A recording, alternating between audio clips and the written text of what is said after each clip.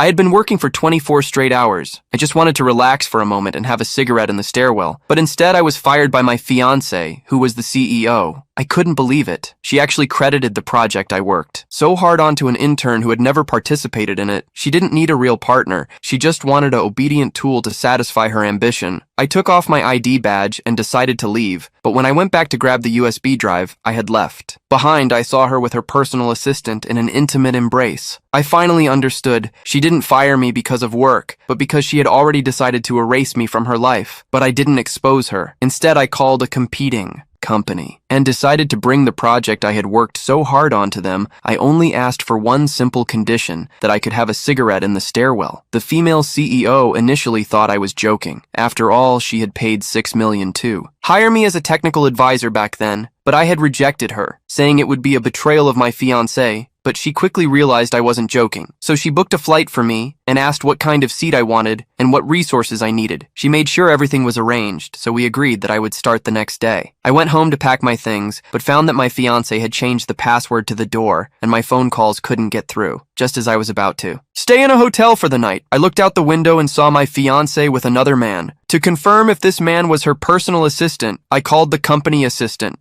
and watched the man's actions while he answered the phone outside. I was sure my fiancé had betrayed me, so I decided not to waste any more time. I contacted the vendor to remotely lock the door to my house. The next day, the man woke up in the hotel room and received an angry call from her. At this moment, she pretended like nothing had happened, saying that her assistant had dropped her off and they were locked out. But I reminded her that the house had surveillance cameras. I immediately hung up the phone and sent her last night's video. To my surprise, she didn't feel ashamed, but instead called me disgusting. I ignored her and directly blocked her on WeChat. Then I packed my bags and prepared to report to the competing company. However, just as I reached the hotel entrance, I received a traffic accident notice from the Traffic Management Bureau. Before I could figure out what was going on, the company assistant rushed over, saying my fiancé had been in a car accident. I rushed to the hospital, but when I arrived, I saw my fiancé feeding her assistant. With great care, I turned to leave, but she grabbed me after seeing the news about a hit-and-run incident on TV.